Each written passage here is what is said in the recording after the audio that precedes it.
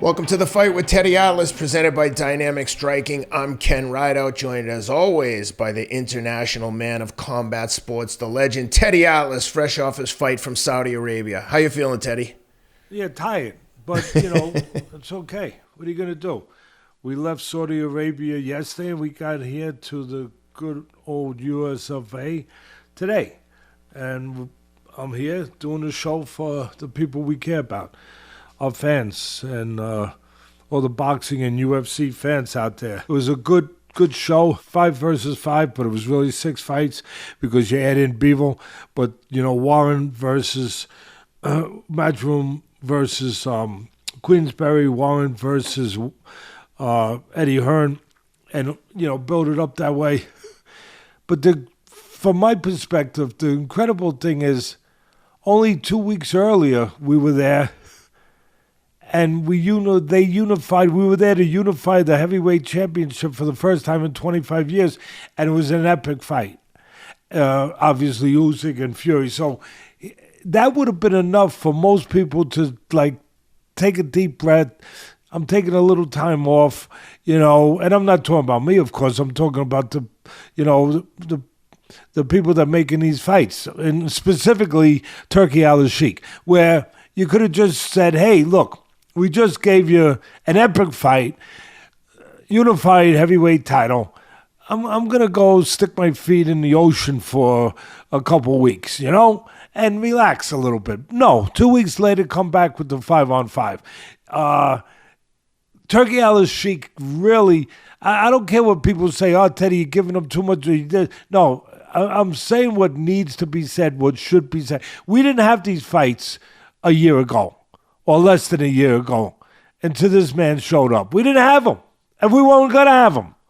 And now we have him. And not only had the heavyweight unification fight, but like I said, then 2 weeks later, puts on a show with important fighters that people recognize, fighters that are, up there fighting for world titles or about to fight for world titles, in competitive fights, in with other top guys. Either of those top 3 fights would be pay-per-view main events.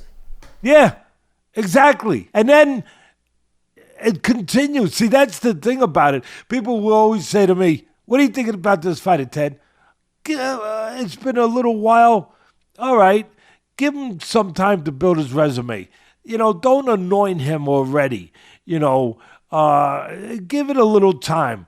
I like to see consistency, longevity. My money's on Turki Al-Sheikh because people ask me, how long is it going to keep up? And I'm going to say it's going to keep up because forget about the money that we understand is a big part of the equation that he's making these fights out in the Middle East. But now he's coming, he's coming to other parts of the world. He's coming to the United States. He's going to Wembley. He's vested in this mostly because at the end of the day, for the same reason you're vested in anything, if you're going to be there for the long haul, if you're going to be there for a consistent period of time, it usually comes down to you enjoy what you're doing.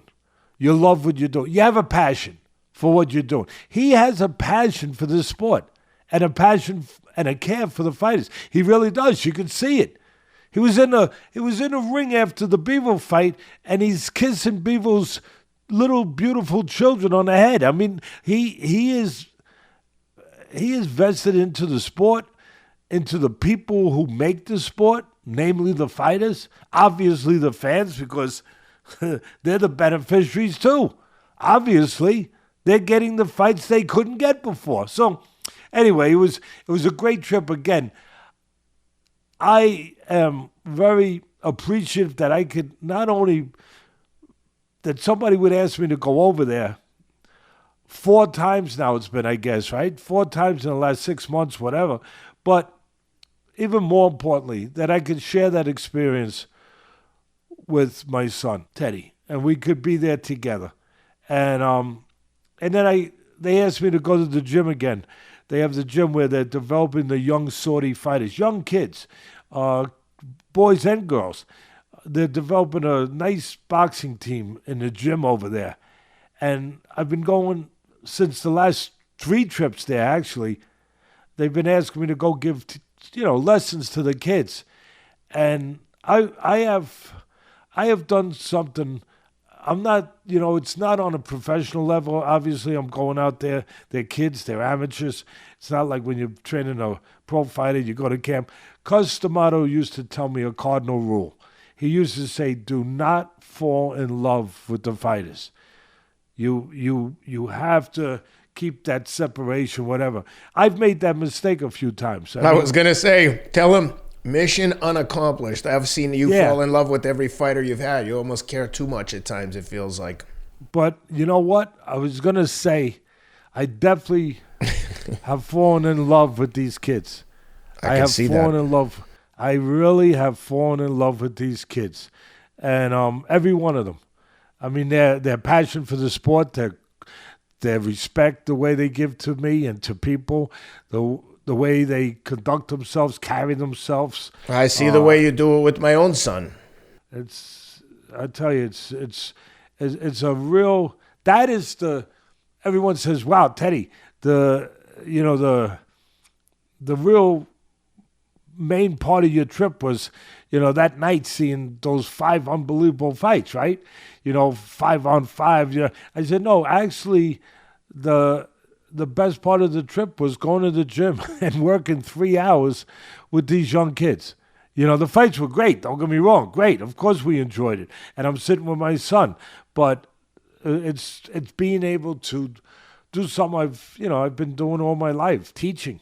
And being able to do it with kids that not only appreciate it, but kids that are hungry to learn. And like I said, committed. Really committed. They're getting a great opportunity. The resources are being given to them by the people there, by Turki Al-Sheikh and all the people there that are giving them everything they need to have a chance to become a fighter. And they're making the most of it. I mean, they're really committed to it. It was great seeing them. It was great seeing all the people. We flew back with Spencer Brown, who puts everything together, who works very closely with Turki Al-Sheikh. He's, of course, Tyson Fury's manager. Does a great job. Forget about the job he does with Tyson Fury, but the job he does logistically with putting all the moving parts together. There's a lot of moving parts, putting these kind of shows together, working with, the 2 top promoters, Warren and Eddie Hearn and Frank Warren.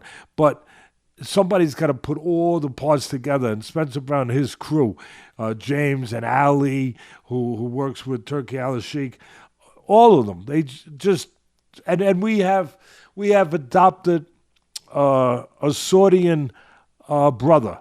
He's my second son now, Yusuf. He's there with us every trip.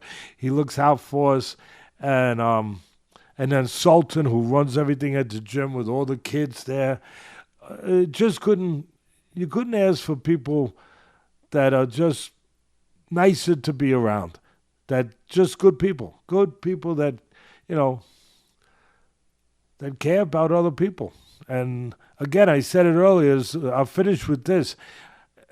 You should never lock yourself into thinking you know something about people till you know personally. Never. No matter by innuendo, by what you've heard, by what you think you've heard, what you think you know, what you've read. Have a first-hand experience and then make a decision. And our experience has been eye-opening. Went halfway across the world to meet people that really, like I said, I think I said it a few weeks ago, no government is perfect, no people perfect, no culture is perfect. No, you can only deal with the ones that you're dealing with, that firsthand you're dealing with. And just like there's always something bad in everything, you gotta look at, not just look for the good, but you gotta look at the majority of what something is. And I'll tell you, travel halfway across the world, and my faith has been restored. There's good people everywhere in the world. There's good people, and we're going to be okay, because I've said it before. I have 4 grandchildren. I look at this world, Ken, sometimes, and I get scared. I'm like, look at this. Look at the way people hate each other. Look at the way they treat each other. It's scary. It's violent. And then you meet people like you meet here, and then you go across the world and you meet people and you say, wow, you know what? Mankind's still going to be okay. We have enough good people. And we have to, I think the good people have to band together and spread that goodness, that care for other people, the teaching that they can do, that it can teach people, how important it is to care for others and how powerful that can be. But anyway, it was a great show. More to come. Turkey Al-Sheikh's doing a show in Los Angeles in August with Crawford heading it up. Then he's going to Wembley. He's going to Berlin. He's going to. He's doing a world tour.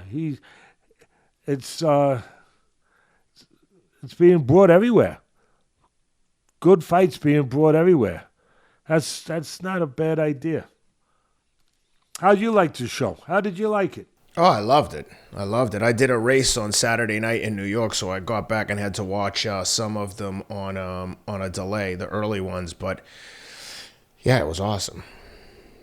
All the fights were really good, super competitive. The early one, the Hutchinson over Craig Richards, not as competitive. Unanimous decision for Willy Hutchinson. But why don't you want to jump in with that one? We'll start with the undercard and work our way through.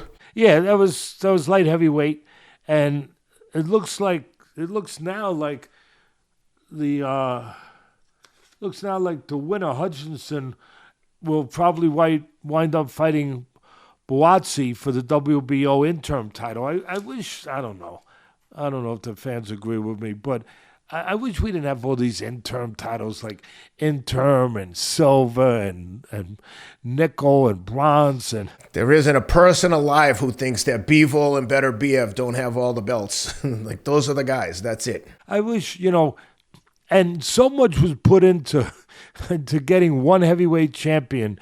Like I said, with Turkey Al-Sheikh using all the resources he's used to bring one heavyweight champion, and then, you're going to, any minute now, you're going to have it splintered up again. So they were going to try and strip him, allegedly, but Hrgovic lost, and he was the number one contender, so I don't think that title is being stripped from him anytime soon. So I think we'll get another unified fight when Fury and Usyk rematch.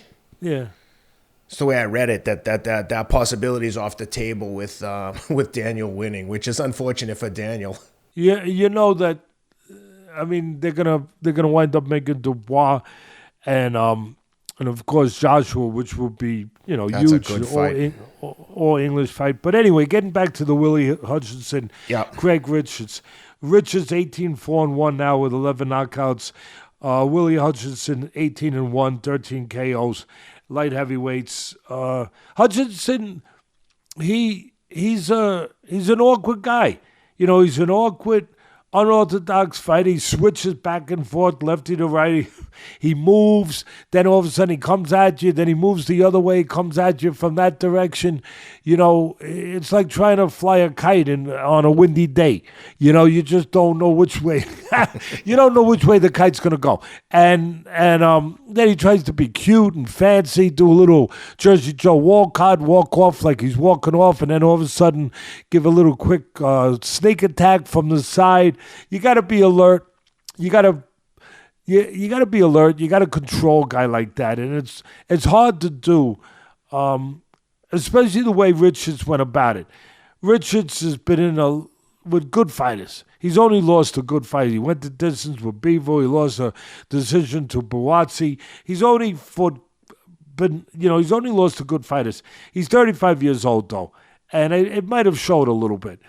The problem for Richards was he was one-dimensional to the point of it really, really, really hurting him. All he did was jab. He didn't really do enough off the jab. And even with the jab, he didn't move his hands enough. All right? I make it real simple. He waited too long. And when you wait with anyone, you could get beat to the punch. But when you wait with a guy I just described, like Willy Hutchinson, who's, comes at you and bursts, you can't just stand there waiting. Because he's going to pop at you from all over the place. You got to keep him busy. You got to back him up, but you got to back him up moving your hands. You got to, even if you jab into his chest, you have to keep something on him. You have to control him. And Richards did way too much waiting, standing around, waiting and getting beat to the punch. It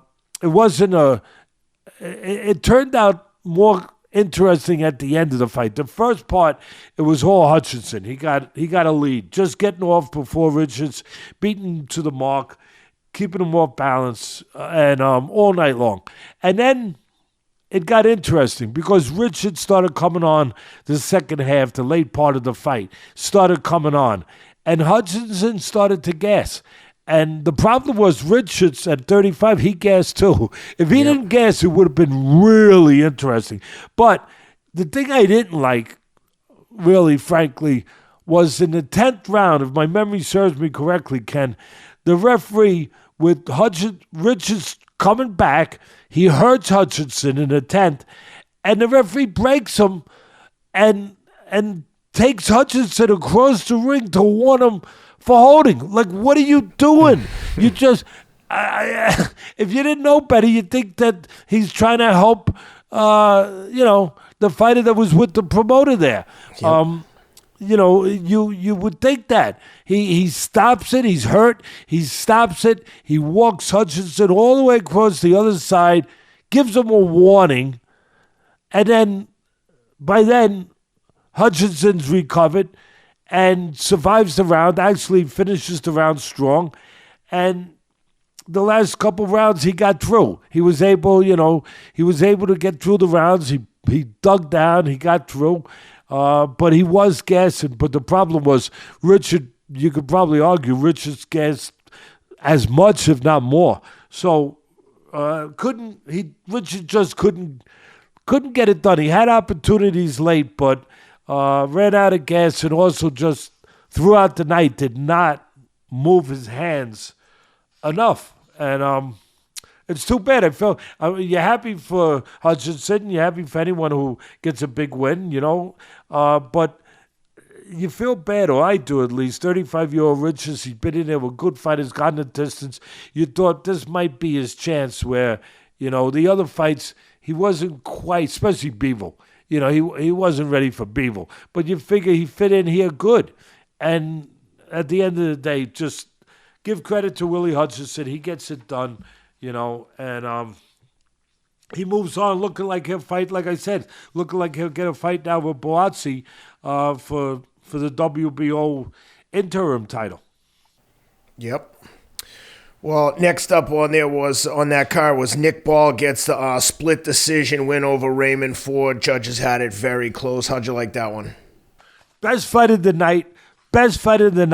Very competitive. A Nicky ball of fire. And and Ray drive them forward.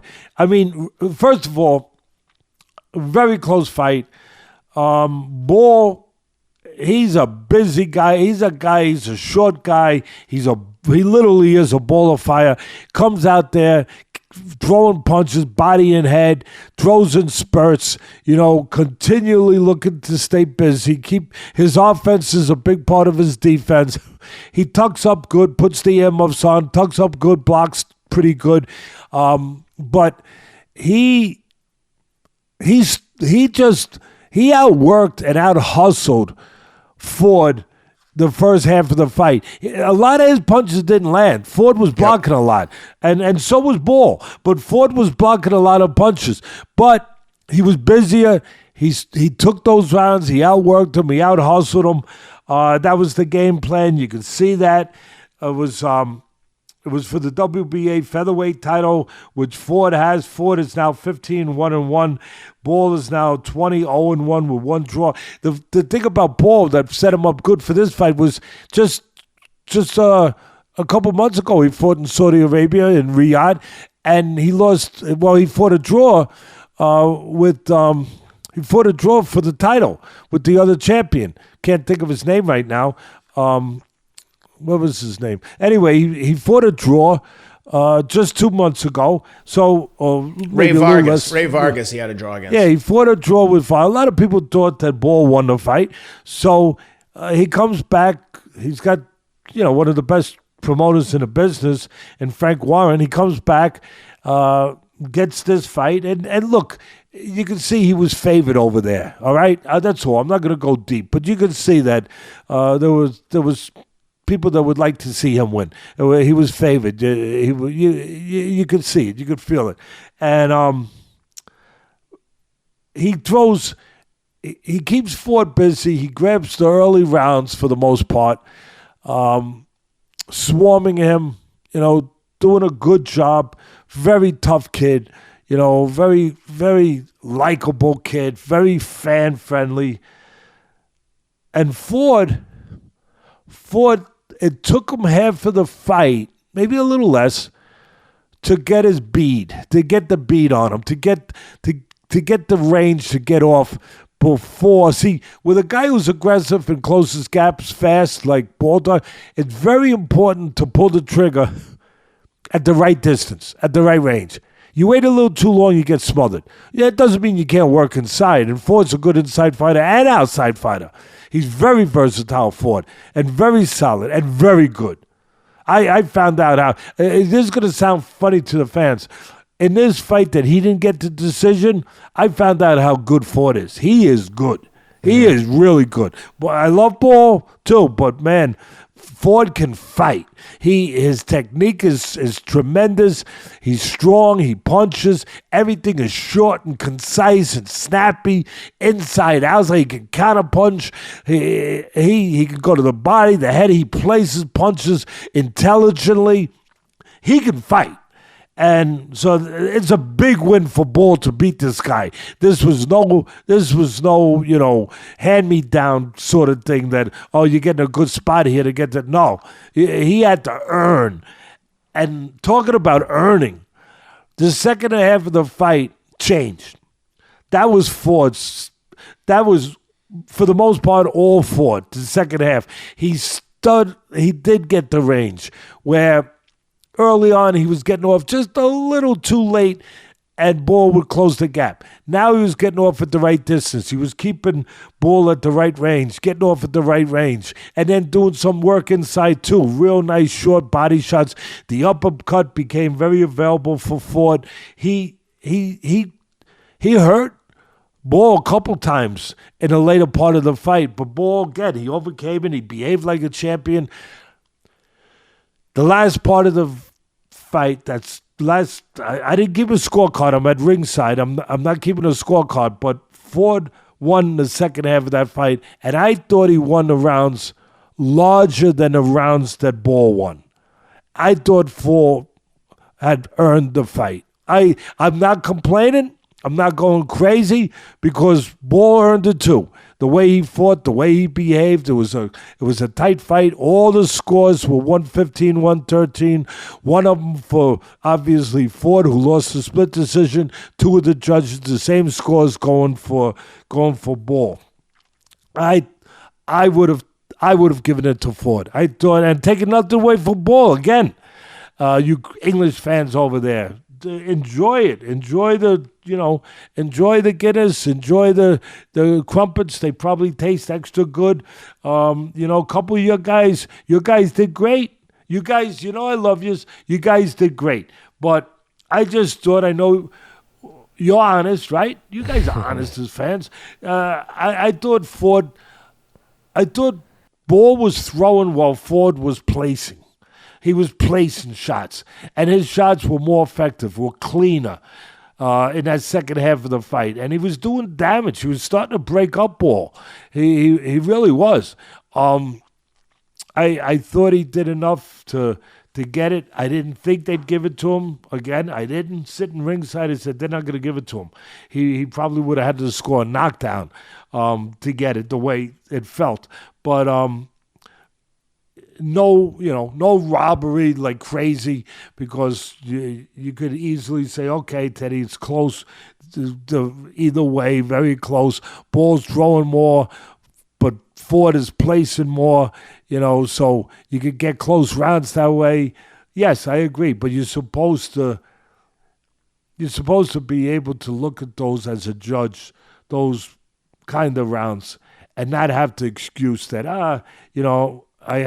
I'll give it to the guy who's just thrown because they were close. No, you still look to see who's landing and who's landing more effectively. And I thought, like I said, the last part of the fight, I thought it was Ford. I'll say this. Ford showed class. So did Ball. I like them both. Ball showed class. Ford showed class. Did not complain. He didn't say anything. He didn't badmouth anyone. He gave the props to Ball. Rightfully so. It was a great fight, and he said, I'm moving up. So I guess he has a little trouble making one. He's a big guy. He's strong. You look at him, you say, wow, 130. But he 126. So obviously he must be having trouble making 126. He immediately said, I'm moving up to 130. You got Berenchek, who just won the title. He took it from Navarrete at 130. I see Ford winning a title. I see him winning the title at 130. That's how good he is. He's that good. And I'll leave it with congratulations to both for fighting a great fight, and congratulations to Ball for getting the world title after a lot of people thought you got jobbed a few months ago when you got a draw. You got your chance right back. Your promoter did a great job for you. He got you right back to a title fight. That doesn't happen often, and you made the most of it. And you beat a very, very, for me, you beat a top fighter. Very good. All right, middleweight fight. Hamzah Sheeraz, and I saw you in a picture with Hamzah after the fight. He stops Ammo Williams in the 11th round. Ammo Williams, very tough guy. I know from Regis Prograis and some of the other guys in Houston that he has a very tough reputation, like nice guy, but a killer in the gym. Very aggressive. Great fight. Real good fight. And got the stoppage in the 11th. How'd you like it? Yeah, Austin Williams, 16-1, 11 knockouts in. Hamzah Sheeraz 20-0, 16 knockouts. To your point, to the information that you're reporting on, correct. Williams is a tough guy. He showed that. Little herky-jerky sort of style and motion in there, like he's coming at you different ways, different. He's over here, then all of a sudden he comes at you attacking, winging punches at you. Not always with the best technique because he can leave himself available, which he did, but very game, and a southpaw, and really game. He came out hot, Williams, and he hurt Sheeraz early. Sheeraz was the favorite. He hurt Sheeraz early, and he did it in a tricky way. He bent low from the southpaw position, and then he threw the left hand high. And he caught the tall Sheeraz standing tall. See, that's one of the downfalls to usually a positive. When you're tall, you fight right on the outside, that's a positive. If you know how to fight tall and use it, that's a positive. And long arms, that's a positive. As long as you know how to use those assets. But then when the guy gets close and he sneaks in close and you're standing tall, it's a negative. Because now there's a tall target to hit, and that's exactly what happened. Williams snuck in there a little bit, bent low, came up. Sheeraz is going to have to learn from that. When a guy, I always teach my fighters, hey, fighters are going to lie to you. If they bend low, they're coming high. So get your head out of there. Just get your head out. Don't wait to get convinced.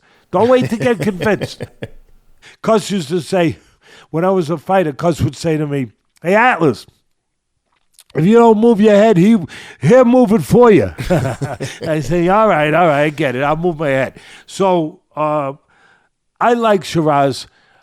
Before I even go into the analytics of it, you touched on it. I met him. He's a terrific kid. He impressed me very much. Smart, respectful, just conducts himself like a champion, not only in the ring, just a really, really solid citizen, human being. I hope he has nothing but success. Really a good kid. He's got a great frame, really tall, great wiry frame. He's built like a puncher. He can punch. He gets leverage, but he's got a big frame, a good frame to move up. He could easily move up to 168, Ken. He's long, he's wiry. He could easily move up. He's 160 right now. But he showed the heart. He overcame getting caught early. And then after that, for the most part, he took over. He took over the fight. He's a sniper. He's very accurate. He doesn't waste anything. He's very intelligent. He knows how to use his height. He's a good puncher, like I said. Real concise with his punches. The only thing that he's going to get a little better at is that, at least on this night, he was throwing too many solo punches, single shots. And I think I know why. When you're a puncher like that, it's a great gift, but it's a curse. Because sometimes it could be a curse where you get so used to hurting guys, in the gym too. You get so used to hurting guys because you can punch so hard that sometimes you start to get a habit of you hit them and you wait for them to get hurt. You wait for them to fall. Or if you're in the gym, you wait for somebody to help them, separate, give them a chance because you don't want to hurt no one in the gym. So I think he's got a little bit of that going on where when he was throwing one shot, he was in a habit of one shot and he's used to guys disappearing. You got to get out of that habit because there are guys out there, no matter how hard you punch, they ain't disappearing on one shot. They're just not. You got to put them together. But he wound up getting the job done.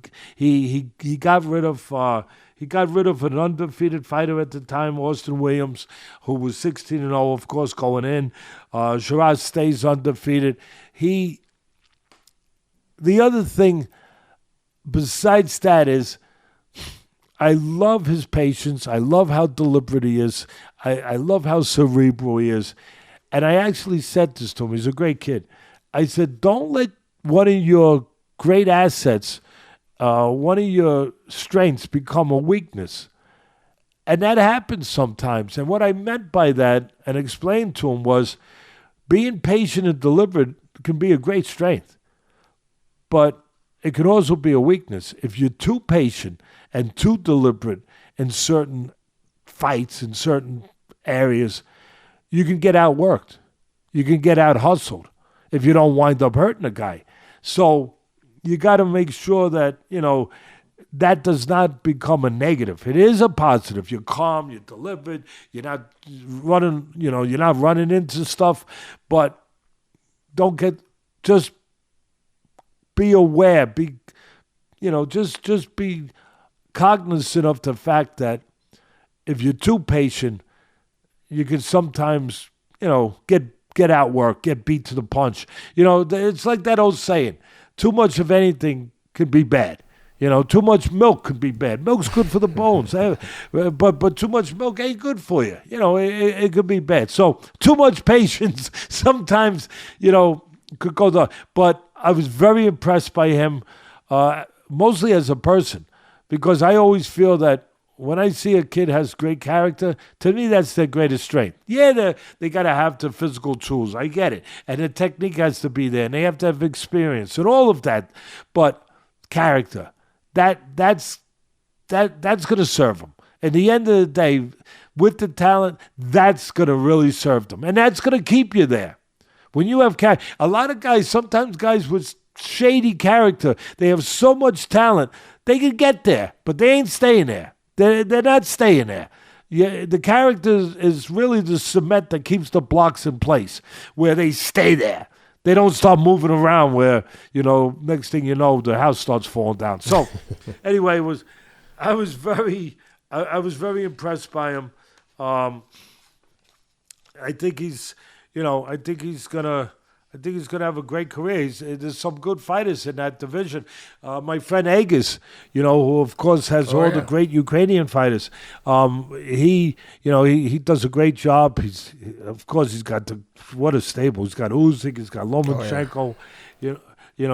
He's got all these these guys, and he's got other guys, and a lot of them from the Ukraine, a lot of them from Uzbekistan, from that part of the world, top amateurs that he's now responsible for making into pros, and he does he's got a bunch of them he's got some other guys that are world champions, and he's got a guy, I think he's a champion in the middleweights, that will probably wind up crossing paths with Sheeraz, and Agas has a guy, I can't think of his name right now, but he's a good fighter. So there's some interesting fights to be made in all the divisions now, and also in the middleweight division. Yeah. All right, let's keep it moving. I know we got a ton of fights to get through, so apologies to the fans if we're just keeping it all business here. We already went 3, yeah.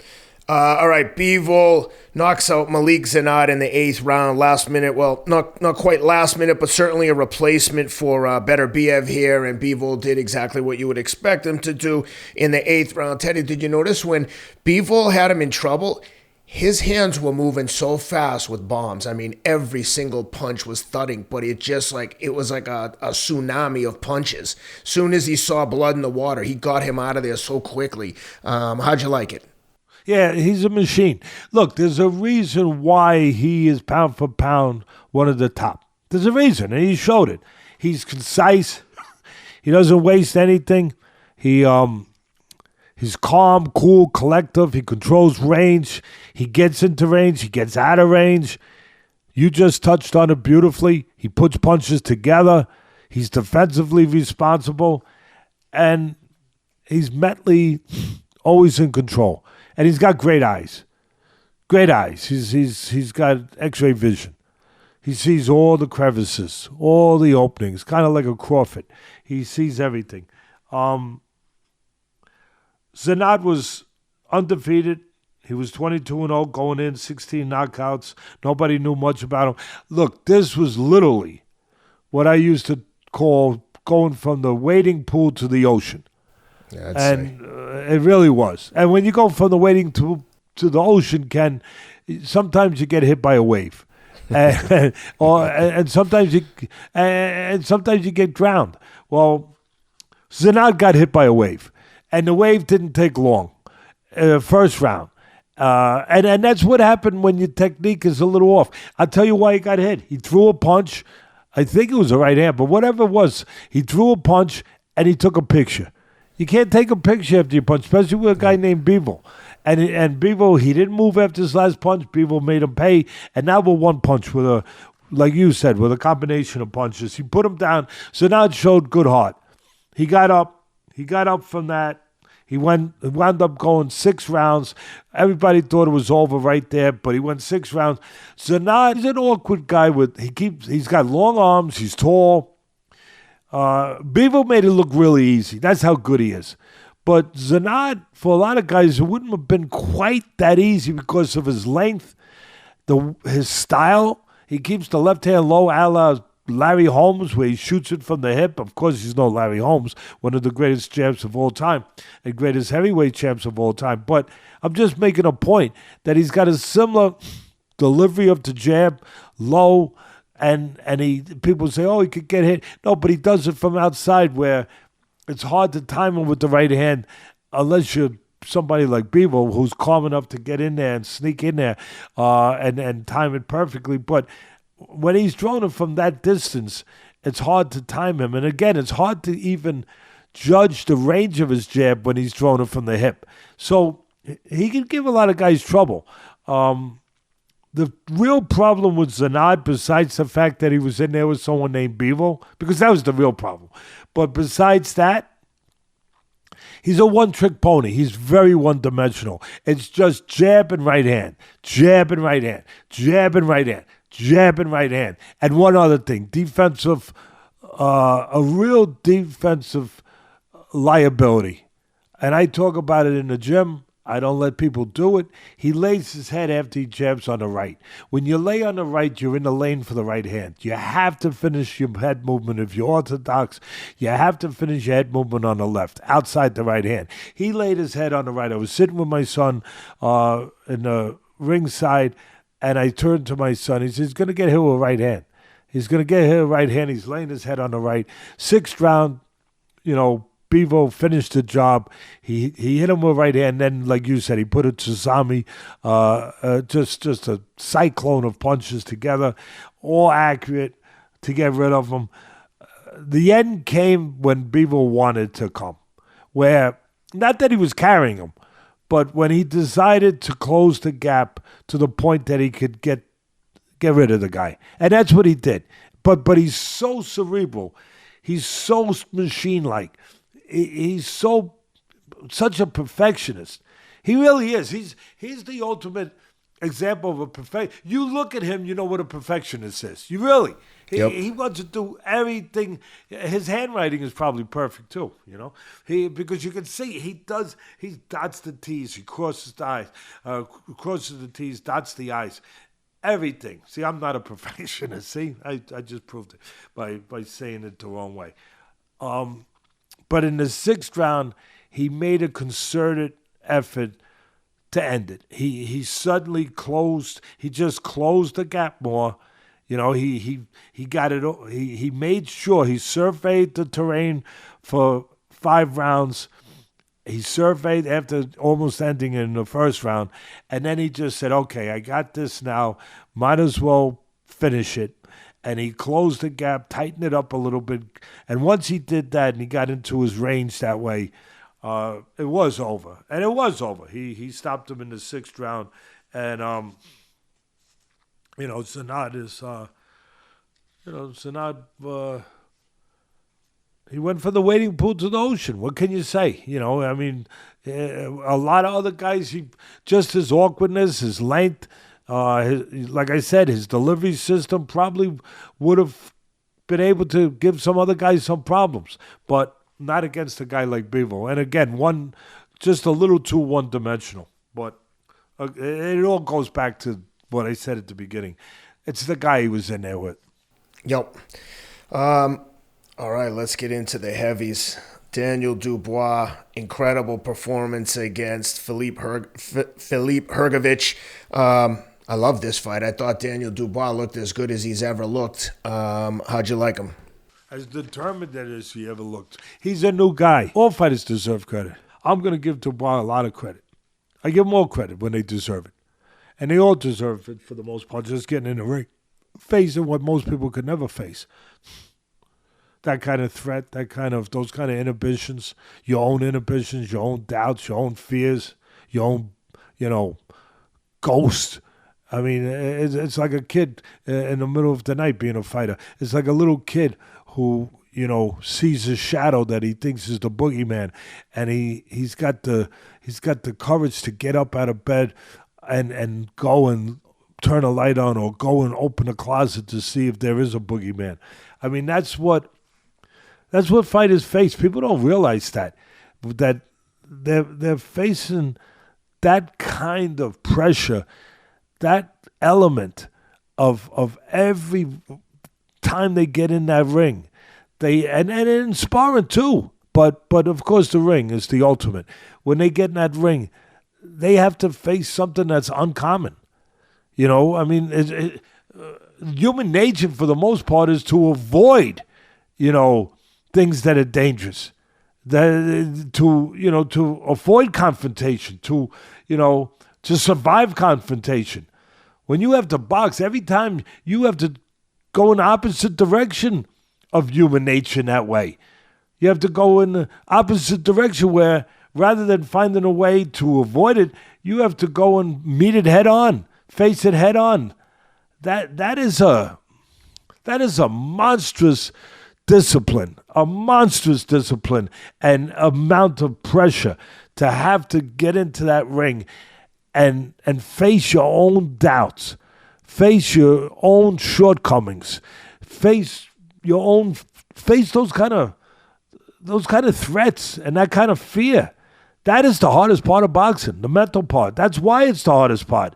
That's why I always say it's 75% of it. Dubois was a baby. And I'll tell you what I mean by a baby. I don't mean crying baby. I mean the kid's only 26. My son had to tell me, Dad, he's only 26.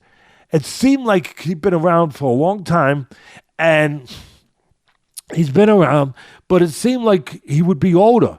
He's a baby. So I started thinking to myself, I said, when he lost his 2 fights, especially the first one, Joyce, that means he was about 23, 24, a baby.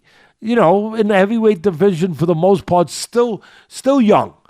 And not developed completely. First of all, he is a thick-boned,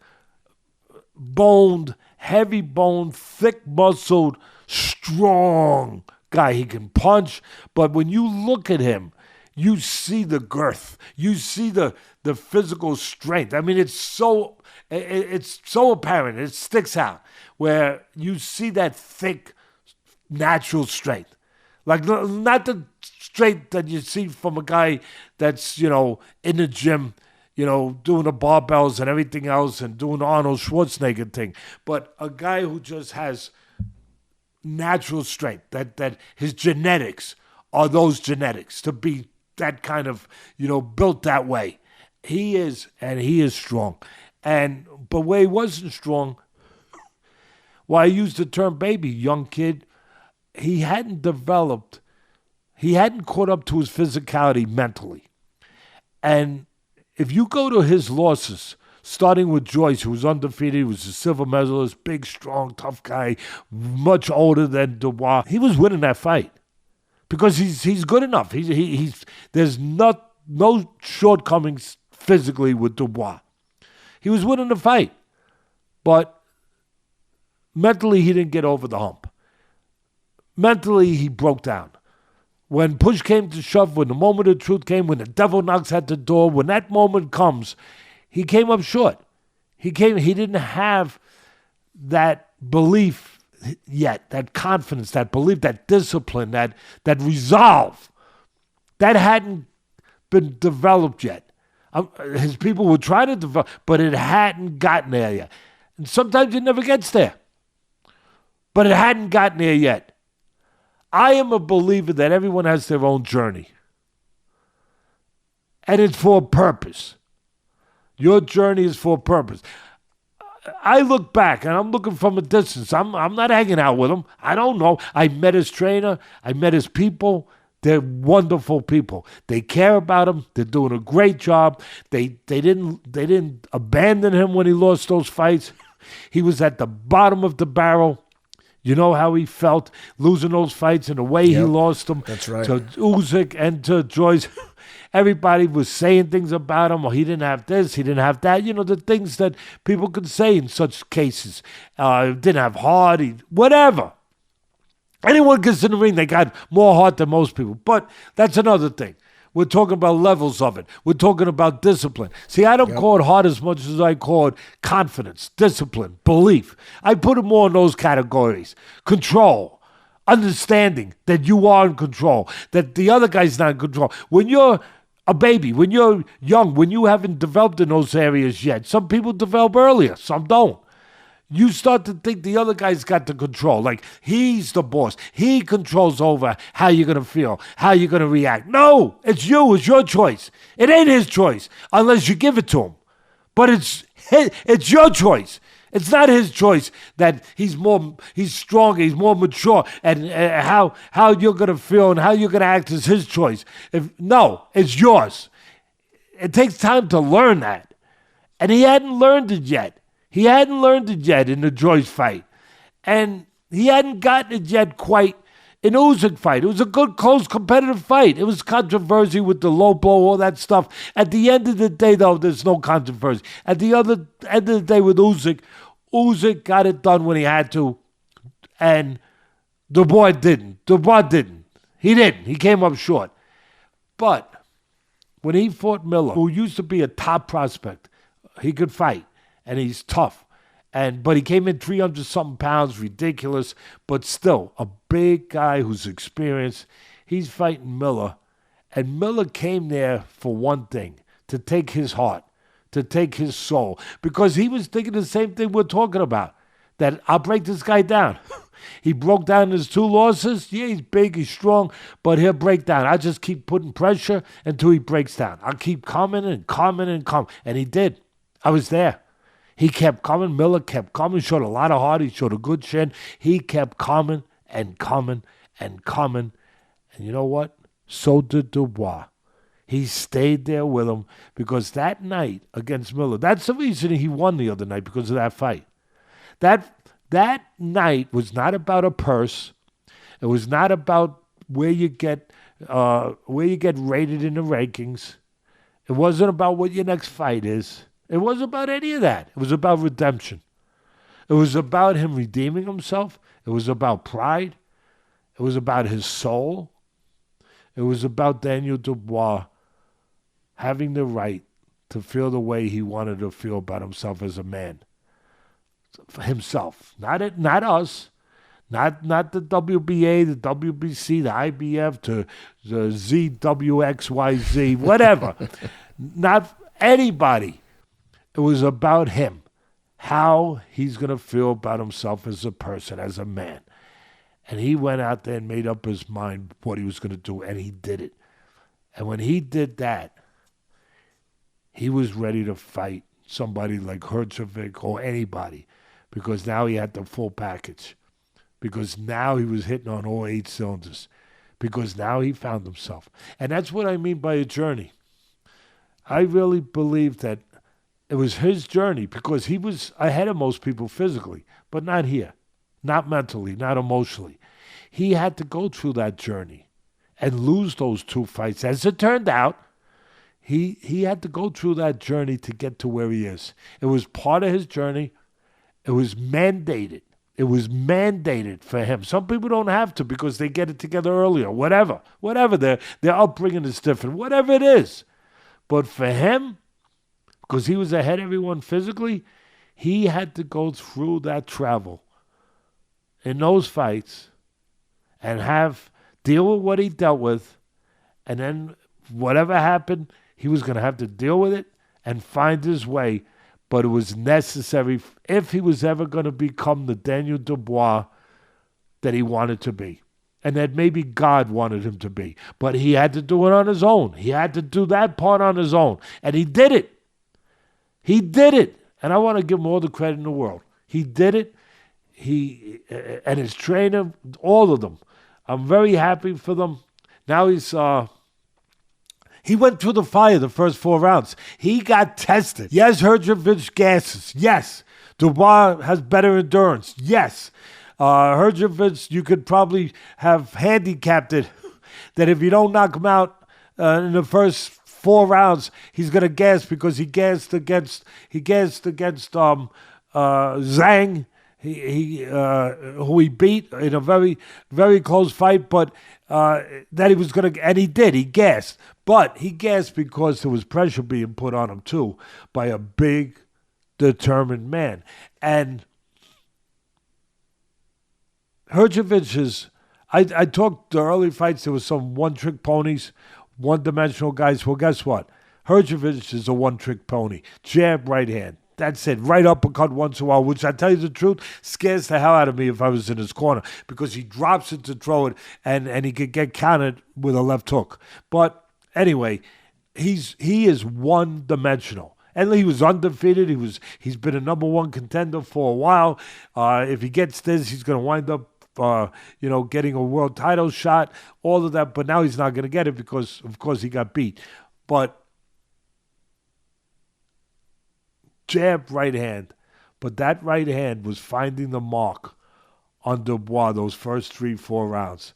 Dubois, this was no walk in the park. If he was gonna break down Hrgovic, he was gonna have to do it by going through fire. And he went through fire. He got hit some, I was sitting right there, first row with my son. He was getting hit with right hands for those first round, the second round, the third round. And then, no doubt, Hrgovic started to tire out. The needle went from full to empty pretty fast.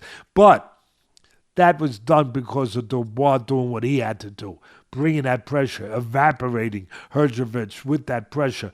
But he ate those right hands.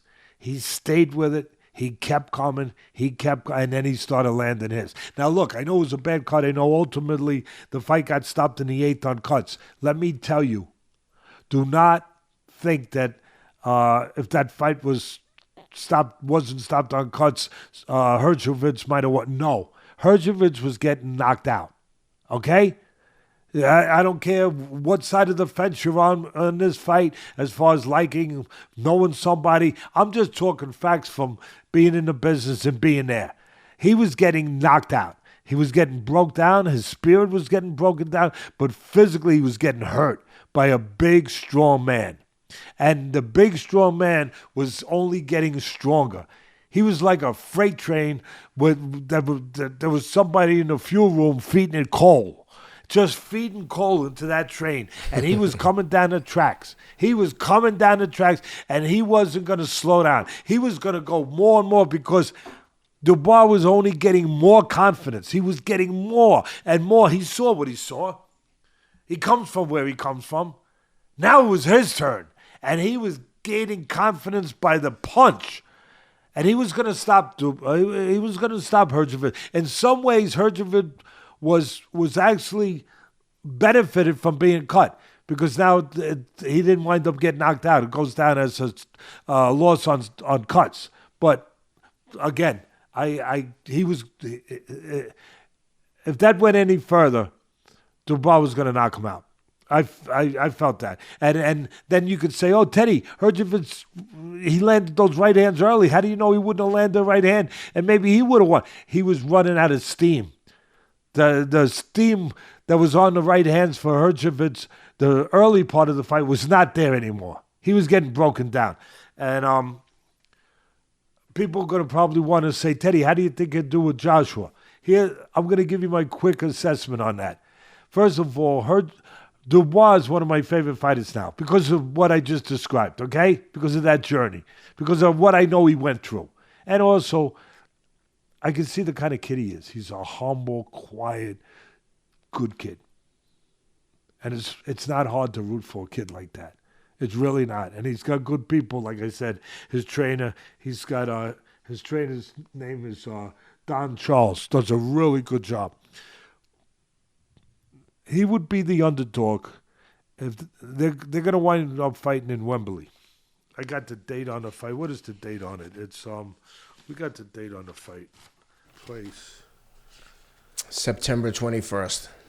Yeah, September 21st. So it's going to happen in Wembley. The English fans are going to be very happy. They probably would have been happier to see Fury and Joshua, but or Joshua and Usyk, but they're going to get a terrific fight with a guy. Both guys have earned it. Joshua has turned it around. He's in a better place than he's been in a long time. In a long time, you know, he had that loss to Ruiz. He had 2 losses to Usyk, and he's gotten himself, along with Ben Davidson, he's gotten himself to as good a place as he's been in a long time, or maybe as good a place as he's ever been. Yeah. He's ever been. But it's going to be an interesting fight. Joshua will be the favorite, and he should be the favorite. He's a gold medalist. He's got the experience. He's been a world champion. You know, he's got all those advantages where he's ahead of Dubois in that kind of way, where he's won on that kind of stage, you know, everything. It's going to be an interesting fight. The thing that Dubois is going to have to really work on, because his people have done a great job working on the most important part, this part. The head. They're going to have to improve his defense. He can, as much as he showed a great chin and a stout resolve, great will, he cannot get hit with those right hands by Joshua the way he was by Hrgovic. He can't. He has to improve. When he's going to come and make the fight that way, which seems to be the best way for him to fight, he's going to make that fight. He's going to have to do it, obviously, behind the jab, which his trainer was screaming all night, double the jab, double the jab. And when he did it, it worked well. But he's also going to have to move that head and, of course, keep the left hand up. But he's going to have to improve his ability to get away from right hands in that Joshua fight. If he can do that, it's going to be an interesting fight. It's going to be a very, very, very interesting fight. But right now, the most important thing is Daniel Dubois, the new Daniel Dubois, is here. And I hope he's here to stay. Yep, I'm with you. All right, let's get to the main event. Big Bang Zhang KOs Deontay Wilder in the 6th round. Kind of an interesting stoppage. He cracked Wilder. Wilder looked to turn to the ref to complain maybe about a shot behind the head, and Zhang cracked him. He was hurt. Yeah, he was hurt. And emphasizing the point of protect yourself at all times, and he didn't do that, and he got put to sleep. What a shot Zhang hit him with. How'd you like that fight? And where does Wilder go from here, if anywhere? Or do you think he's had a good career? Wilder said, he was pretty honest about it. Wilder said that he set up on the stage. We were there for the press conference and for the weigh-in, of course, me and my son.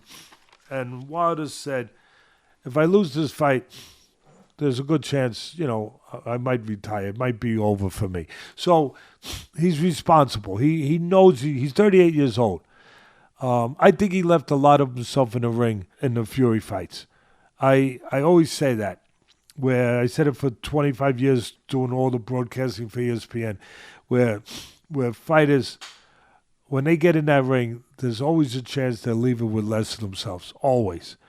And he left with less of himself. He put it all out. He's got a lot of hard water, big puncher, one of the great punchers in the heavyweight division, probably of all time. I mean, he punched that good with one hand, with the right hand. But his technique never caught up to his power. Never came close to developing the technique to go with it. And so when the power don't work, then you're stuck with, okay, you got the technique. But if you don't have it, you're stuck. You're stuck. You got a problem. And I think there was a combination of things. I do think that his legs did not look good going in, 38 years old. And again, I think he has left parts of himself in the ring in those Fury fights. And it showed. And I think Fury left part of himself in those Wilder fights in the ring, I'll be honest, too. Again, all fighters that are in tough fights, they don't come out whole. That's why there's a window on this stuff. There's a window on everything. There comes a time to stop everything from whatever it is you do. There comes a time where you can't do it, or you can't do it at a level that you should do it anymore. And the problem with different from other sports is, if you go too long in baseball, you start embarrassing yourself, dropping fly balls in the outfield that you would have normally caught, or swinging the balls that you normally would have hit. But you embarrass you. But you don't get hit in the head. See, that's the thing where you have to, it's important to have the right people around you, and for you to be cognizant and honest enough with yourself to get out at the right. I hope he gets out at the right time. I'm not going to stand here and say, he has to get out. Did it look? He's lost 4 of his last 5 fights, Wilder. Does it look like it's a good idea to maybe think about, enjoying all the things that you accomplish? Yes, it does look like that would be a good idea. Yes. But again, that's his decision, his family's decision along with him. But there's 2 ways to fight a puncher. One is to do what Fury did in the first fight against Wilder. To move around, keep him off balance, give him angles. Don't let him get set to use that power.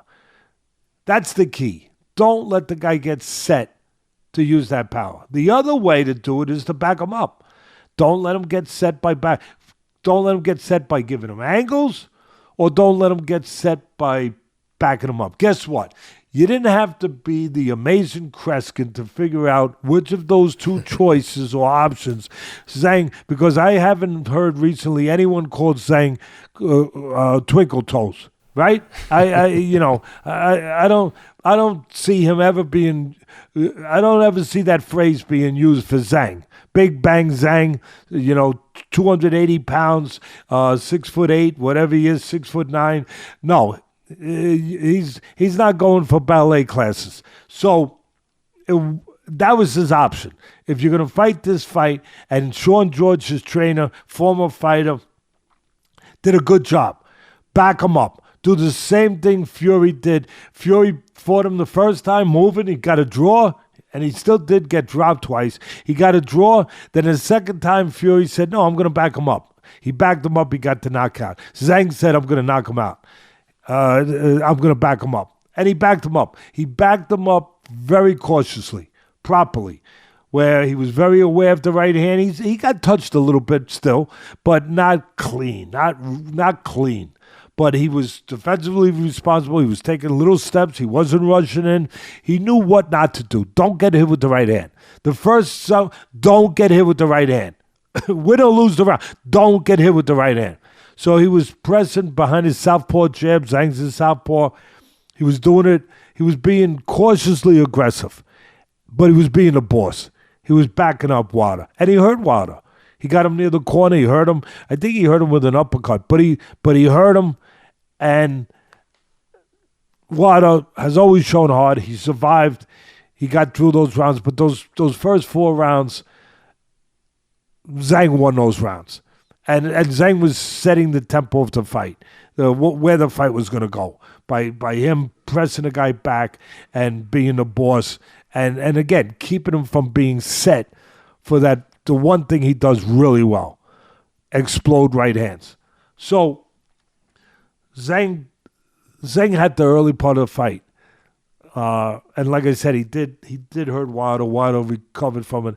But when he put pressure on Wilder, and Wilder, he got him near the ropes, you could see the shortcomings technically there too, where he leans forward, he covers. It's like he don't know what to do. It's like he was never taught what to do, which is kind of amazing. He's been a world champion, a bronze medalist in the Olympics, a world champion. Shows you how important the heavyweight division power is. It really does, Ken. Because with that technique, he ain't winning a middleweight title. He ain't winning a welterweight title. He ain't winning a lightweight title. Because those guys, they have power and technique. But in the heavyweights, power can win it for you. Power can kind of make up for some of the shortcomings in areas that in lighter weights you can't make up for. You can't. You have to have the technique. You have to have the development in those areas. He's always had that great eraser where despite his poor technique sometimes, his heart and his right hand has always been able to have him prevail, for the most part. Until, of course, the times when he fought the guys like Fury and the fights that he's, of course, had recently where Father Time probably has something to do with it. Yep. Also at the same time. Zhang is 41 years old. So there definitely was hovering in the air, 2 things. Age, does Father Time knock out one of these guys? Has Father Time already beaten up one of these guys? Will that show? And also endurance. Zhang has gassed terribly in fights, just like Hrgovic. Zhang gassed in a Parker fight, and in a Hrgovic fight, which he lost his first fight, it was a close fight, he gassed terribly in that fight. But he helped himself in this one. You know how? He came in 10 pounds lighter. Yep. So, nobody talked about that. That helped him. And his condition was better. And look, he controlled the pace. It wasn't a fast pace. That helped too. And Wilder wasn't able to make it a fast pace. That helped too. But Zhang took the approach, back him up, see if you can get him out of there in the first 4 rounds, but do it responsibly. Don't get reckless. Don't get hit with a right hand. He did. He put pressure on him. He hurt him early. Then, like I said, Wilder was still there in the 5th round, and then his technique betrayed him. He reached in with a right hand. That is his Sunday punch, of course. He reached in with the right hand, which is predictable. If you're fighting a guy and you know he's all right hand, you're looking for that. You should be looking for it. His trainer, Sean George, they did a good job. What did they do? He reached in with the right hand. He countered him with the right hook. And for me, As much as a lot of people think that for the southpaw, the best punch or the most dangerous punch is the left hand. They get power from the back. Not for me. For me, the most dangerous punch you're dealing with a southpaw is the right hook. Because that's a punch where orthodox fighters aren't used to seeing that punch come from that area, from that direction, that peripheral. It's hard to pick it up. And that's exactly what he hit him and he hurt him with, where he went backwards and he turned. He reached it with the right hand. He got caught in space because of the technique problem. Zhang did a great job of throwing a counter right hook. You don't see that with a big guy like that too often. He threw a nice counter right. Obviously, Sean George taught him that. He threw a nice counter right hook. He hurt him, and then he was right on him. The big guy moved. He might not have been twinkle toes, but he sure as hell knew when he hurt him, I'm going to get rid of him. Because Cuz would always put that in my head. Cuz would say, Teddy, when you're fighting a dangerous puncher, you get him hurt, get him out of there. Yep. Get him out of there. And that's exactly what Zhang did. He stayed right with him. He turned, he went, he hit him with another shot. He finished. It was amazing Wilder got up. It was amazing that he got up at the count of 9. I mean, the way he went down, you didn't think he'd get up at any count. But he got up at 9, and then the referee did the right thing. He stopped the fight. And now Zhang is right in there. And let's not forget about another name, Joseph Parker. He's got to be, nobody's been talking about him. He's got to be in the conversation with all these guys now. Zhang and Wilder are coming off losses in their last fight before this fight. Both of them to Parker. So Parker has to be. Joseph Parker has to be, and his trainer, Andy Lee, they have to be in the conversation because they just, the 2 wins that Joseph Parker has just had puts him in that conversation. Anyway, big win for Zhang. 68 pounds heavier, Ken, than Wilder. 68 pounds heavier. Crazy. And I'll tell you the funny thing about that number and that history. When you've had guys like Primo Carnero, huge monster guy years ago, he got knocked out. He fought Max Baer. He was much bigger. I don't know if it was 60 pounds, 50 pounds, whatever it was. He was much bigger than Baer, but the smaller guy won. A lot of times back in the day when you got the bigger guy with the smaller guy would win. I mean, Usyk is a perfect example of that too. I mean, he just did it. The good big man, the good little man will beat the good big man a lot of times, because where you're looking at the disadvantage for the little guy of not having the size and the girth, the bulk, you forget to look at the advantages. He's faster. He might be smarter. He might be technically better, trickier. You forget to look at those things. So, anyway, this time it was reverse. This time it was a win for the big man. And, the little man has been getting it. But this was a win for the big man. Does Wilder retire? Again, that's his choice. People said, it's sad. I'm like, what's sad? If he gets hurt, it would be sad.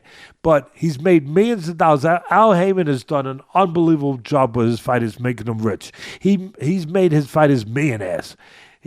Wilder has become a millionaire with his own hard work, but Heyman's help. He's become a rich man. He's been in the Olympics. He won a bronze. He's been a heavyweight champ. He's been all over the world. You know what? That's not sad. What would be sad is if you'd stay too long, you get hurt. That would be sad. And you know what would be very sad, Ken? What's that? If you've been around the way Wilder been around and you hadn't made the money, you hadn't accomplished those things, yet you took that punishment that all fighters ultimately take, that takes something out of them, that you have to be aware that you are taking that risk. You are leaving parts of yourself in the ring. If at the end of the day, you didn't have anything to show for all that, I'd say that's sad. Because I've seen fighters in that position. And that's sad. Very sad. But nothing sad here. His career should be celebrated. Congratulations. If If he decides to stop now, congratulations. You were heavyweight champ of the world. You've done all those things. Congratulations. And enjoy it. Because when you work that hard and take that much risk, it comes a point where you should enjoy it. You should have the opportunity to go and live a life and take care of your family. Because that's usually why we do these things. Yep. To be able to have certain things, but share them with your family. Do them for your family. So to me, you celebrate a career like that. You say, hey, you've earned the right now, if you choose to go and reap the rewards of all this hard work. Enjoy your life. Enjoy your family. So anyway, hopefully the right thing happens there. But when you got Big Bang versus Bronze Bomber, I mean, come on. You just knew something was going to blow up, right? Yep. I mean, it wasn't hard to kind of pick that one as far as somebody was going down. It was, and people got what they wanted. With a fight like that, really, that's what they want. They want a good fight, but they want a knockout. Yeah, for sure. And it was kind of a good way I guess, to kind of end that show. Yeah, no, I agree. Well, let's before we jump over to the UFC, let's give a quick shout out to our friends at Athletic Greens. Check them out at athleticgreens.com/atlas to take advantage of a special offer. 10 free travel packs of Athletic Greens with your first purchase. Athletic Greens, if you don't know, is the all-in-one green drink. It's basically the multivitamin. It's the only nutritional supplement in terms of vitamins that you need per day, made from 75 whole food sourced ingredients, which is the key. And I know, Teddy, you already took yours coming off that long flight from Saudi Arabia. Yeah, I have to. I wouldn't be here. It pulled me together. Gave me that jolt. It got me, almost like you. And one other thing I want to say, in the Wilder fight, where I was touching on Father Time was going to be involved in this fight. And we didn't get to see Father Time when it came to Zhang because it didn't become that kind of fight. So we say, okay, 41 years old, he escaped Father Time for that night. But where it showed also with Wilder, for me, tell me if you agree with this. I don't think his legs were steady, but put that aside. He wasn't able to pull the trigger. Did you notice that? Yeah. He was looking, pushing the jab, looking for the right hand, which in the past he would have pulled the trigger. He wasn't able to pull the trigger. He just was. And look, some of that's the approach that Sean George, the trainer for Zhang, had his charge take. Keep pressure on him, put a threat on him where he's worried about throwing that punch. If he throws it, he might get counted. You could give credit to Zhang for some of that with the way he approached it. But I thought it was really telling that Wilder just couldn't pull the trigger. And that happens when you get, when Father Time does start to get. The one last thing I want to add before we go to UFC, I want to add about the Dubois fight. I thought when I was talking about Hrgovic being, one-dimensional, and mostly he needs room. He needs room to throw the two punches he throws, jab and right hand. And he had room early. But good idea by his trainer, Don Charles, where they got close and they didn't give him that room as the rounds went on, because that's Hrgovic's thing. You need room because he does not know how to fight inside. Hrgovic does not know how to fight. And I thought that if Dubois got close, he could really do damage, because Dubois does one thing in close. He ties you up or he smothers you. And Dubois probably didn't take advantage enough early when he did get inside. He probably did allow himself to get tied up too much or smother himself, where he didn't take advantage of being able to do some work inside. But the last two rounds, he started to get to where he was going to do more on the inside. He was starting to do more on the inside. And for me, like I said, cuts or no cuts, that was bringing the end that was making clear that the end was coming for Hrgovic. So anyway, I also I wanted to say that my favorite woman fighter, Raven Chapman, she's got a big fight coming up. She's in camp. She's got a big fight coming up. I think it's in about, I forget what the date on it is, but it's coming up in about a month. And I had met her the last time we were out in Saudi, only 2 weeks ago. And I hope, I wish her well. She's undefeated. She's 8-0. And like I said, she's got a big fight coming up. So let's get to the UFC. They always have big fights coming up, those UFC guys. Every week. Always. In the co-main, Sean Strickland gets a decision over Paulo Costa. Fight was, to be honest, a little bit boring. I thought Costa was constantly in retreat. Sean Strickland trying to press the action. Those front kicks that he throws, they must be so disturbing to people because he's done this to a bunch of people, including Izzy. He keeps them off balance with those kicks to the stomach, kicks to the ribs. Had Paulo Costa going back all night, and even Strickland after the fight acknowledged it wasn't the most exciting fight. But I think the key takeaway was one of the judges had the fight scored 4-1 for Costa. I can't imagine a scenario in how you got to that scorecard. It was completely off base. I think the other judges might have had it 3-2 and 4-1 in favor of Strickland, which is the way I saw it as well. But my God, 4-1 for Costa, it's insane. Curious to see how Dana White and the UFC responds to that. I mean, obviously the judges don't work for the UFC; they work for the state commission. But geez, that's a bad scorecard. How'd you like that fight? Yeah, listen, unfortunately, boxing is really, really infected with bad judging too often. It's chased a lot of fans. And, it's definitely a problem. But when I say unfortunately, the UFC seems to have the same problem. They put it this way, they might not have it at the degree, they haven't been around as long as boxing, so you wouldn't have heard about it as much. But they might not have it at the degree that boxing has it, but they have it. Oh yeah, and that's something you don't want to have. Nope. That's something you don't want to have. That's kind of like having a rash somewhere. You don't want to have it. You don't want to have it. You don't want to have it, Sam. You don't want to have a rash certain places. So you don't want to have bad judging. Anywhere, UFC, boxing, whatever. And there was they're great commentators. So when John Anik and Joe Rogan and DC say that there was bad judging that night, there was bad judging. And so I'm with you that some of those scores were, the right guy won, but some of those scores were the same way you shake your head in boxing, you was shaking your head again. I thought that Strickland does what he does. He uses his jab. He's very calm.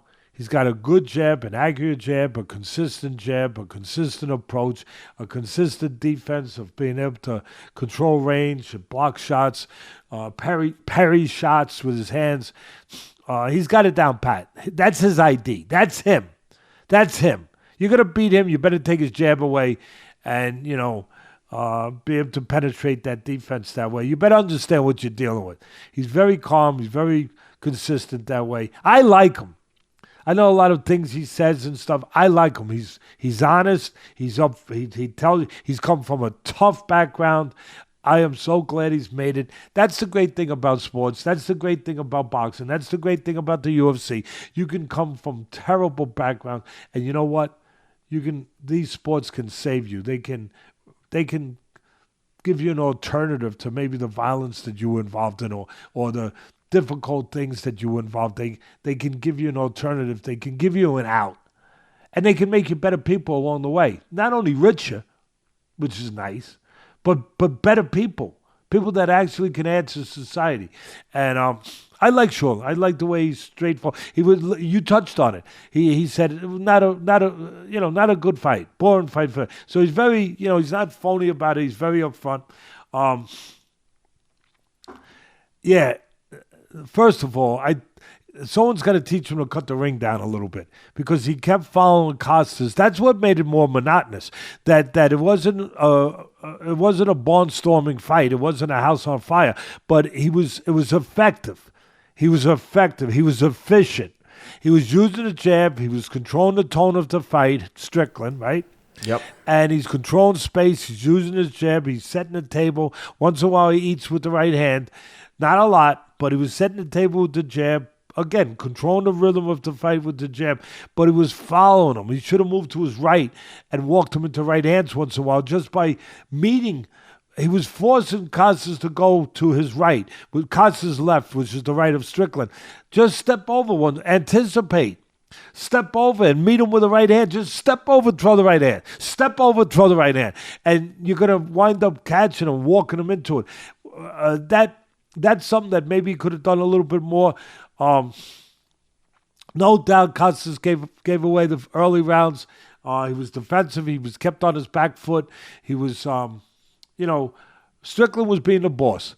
And Costas was I'm not saying fighting to survive, but he was just fighting, he was, early on he was doing enough to lose the rounds by just fighting in a very defensive manner. He would answer back, but only after Strickland would get the better of the exchange. Then he would answer back, but not to the degree that he needed to. And he never took charge. He never took the lead. When you dance, sometimes you got to take the lead. He never really took the until late in the fight. I'm trying to remember if my memory serves me, but he had a good fourth round. And as far as the kicks go, what you were talking about, see, for me, it's more than just that. When you're fighting a guy like Strickland, and he's going to try to win the fight with his jab, that means that he has to be set all night long to deliver that jab from a certain range. And if you don't want him to be set, you take his legs away.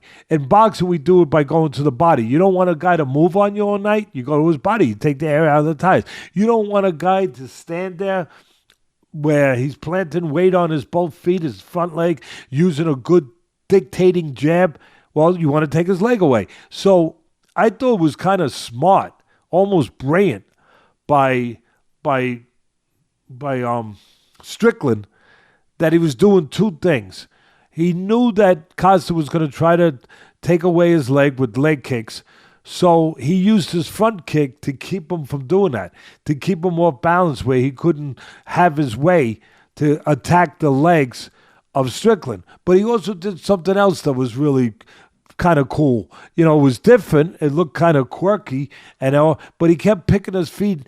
He kept picking his feet up, kind of like the Karate Kid. The only thing he didn't say. What was the Karate Kid? It was where he said, "Wax on, wax off." The sensei. Yeah, Mr. sensei, Miyagi. Mr. Miyagi. Yeah. Wax on, wax off. But he was doing kind of like the crane style that the Karate Kid did. He was picking up his front leg, then he was switching southpaw to orthodox, back and forth, picking up his legs up and down, where, again, it just looked kind of quirky, like weird. But there was a method to the madness. He was doing it so that Costa couldn't kick his legs, so he couldn't damage his legs. So I thought it was brilliant. I thought it was smart. I thought it was there was a real method to his, as I said, to the craziness there that looked kind of weird. There was a method to it. There was a reason for it, and I think it helped him. I think it kept Costas from really getting into those leg kicks the way he really wanted to. So Strickland controlled the fight with the jab. I think it was the fourth round. I'm trying to look. Yeah, he won the fourth round. And he was having. I thought he lost the first three rounds, Costa, because he was kept on his back foot. He was kept defensive. The guy controlling the pace was obviously Strickland. But the fourth round was a good round for Costa. He came alive. He started pot shotting in spots. He started moving his hands more. He started being more aggressive, and just, instead of just being on the back foot and being defensive minded, he was starting to pot shot. He was starting to show some offense, and he had some success. So he had a good fourth round. The fifth round, I thought he was having a pretty good round, and then Strickland stole it. Strickland closed the show strong in the fifth round, and therefore I thought he probably won 4-1. And again, not a barnstorming fight, not a barn-burning fight, but an efficient win for Strickland, whose style wins for him. Yeah, it's his skills, it's everything else, but he wins with his style. Styles make fights, and if you're consistent with your approach, your style, you can win a lot of fights. And his style, that jabbing style, where we just talked, that praying mantis style, where he parries punches, that is a problem, and it wins fights for him. Yep. Well, let's jump right into the main event, the one we were all waiting for, Dustin Poirier. Excellent showing for Dustin. I'm sure obviously not the result he wanted, but hell of a fight. I thought that Dustin did a great job of keeping, staying off the mat, but I think the threat of that takedown for Islam just kept him so uncertain to let his hands really go. And that threat of that takedown also allowed Islam at times to get closer and land some meaningful shots himself. But, man, I thought it was an awesome performance from Dustin. I feel for him getting that close and not getting the win. But super tactical fight, too high, real professionals. I thought that the ankle pick from Islam at the end was such a classic wrestling move, and then catching Dustin in that Darce choke was, it was hard to watch as a fan of Dustin, but that is like high-level MMA fighting, striking, wrestling, submissions. It had it all. Like I said, I feel terrible for Dustin, but how'd you like the fight? I'm just proud of Dustin. I want to celebrate his career. I don't know if he's going to finish. Yep. Now he's had 50 fights, I think. I don't know if he has had a marvelous career in and out of the octagon. He's conducted himself as a gentleman, as a champion outside the octagon as well as inside the octagon. He's a warrior. He is everything that you want in any person. An athlete, a fighter, anything. Just a person that is dedicated to what he does, committed to what he does it at a high level, and then shows nothing but class afterwards. Win or lose. And he fights everyone. He avoids nobody. That I know his nickname is Diamond, and it's great. But for me, his nickname should be Dustin Avoids Nobody Poirier. Dustin fights everybody. Dustin, everyone welcome. Poirier. I am so proud of him and what I know about him. And he's come to my charity foundation dinner, flown in with his wife from Louisiana after a tough fight in Madison Square Garden with the guy that's fighting? He's fighting Chandler. At the end of Chandler. Yeah, Chandler, who's a seek and destroy missile. That guy comes to get you. That guy is something else. And of course, he's fighting Conor McGregor in the comeback fight for Conor McGregor at the end of this month. I'm going to be out there with ESPN, Charlie Monahan, everybody. I'll be with the ESPN crew covering that show. But I'll be there too. Dustin. Oh, you're going? I'll be Okay. out there. Yeah, I'm going with some friends. So Dustin is he's an ambassador for the sport. It just came to me. I didn't come here to say all this, but he's an ambassador for the sport. How it should be done. How it should be done in every way of it, and how you should conduct yourself when you do it. So I'm celebrating him. I'm not crying about this. He gave a great. I want him to win, and he came close. He came close to just being a little bit close to catching him striking with something that maybe could have knocked out Makhachev. Look, Makhachev is special. He's a special guy. I mean, he's a protege of Khabib, maybe the greatest UFC MMA fighter of all time. Definitely one of them. Retired undefeated, but he's tremendous. Makhachev is tremendous, but Poirier is tremendous. And it was really not only a great fight and a great testament to what Poirier is, that he fights everyone and he's got a chance to win against anybody, but the way he was prepared and the things that first of all, the way he survived that first round, the way he survived those takedowns, the way he defended against them was unbelievable. I'm watching him on the ground. This Makhachev is like, it's like a spider getting a beetle in the web. I mean, it's like, it's over. It's usually over, but it wasn't over with Dustin. But when you watch him, forget about how strong he is. Forget about how, the physicality, but how quick he makes a move and the technique, the genius. Yeah, I'm going to use that word. The genius on the floor, on the mat, of where he places his legs, how he gets his legs in the right place, how he places his hands, his head, his arms. Just genius stuff. And you have to be a genius to just survive it. And Poirier was able to get out of it and be able to bring it to where he wanted to bring it. On his feet, standing up, where he had a chance to win the fight. And he gave himself a chance to win the fight as a huge underdog. And that's all you can do.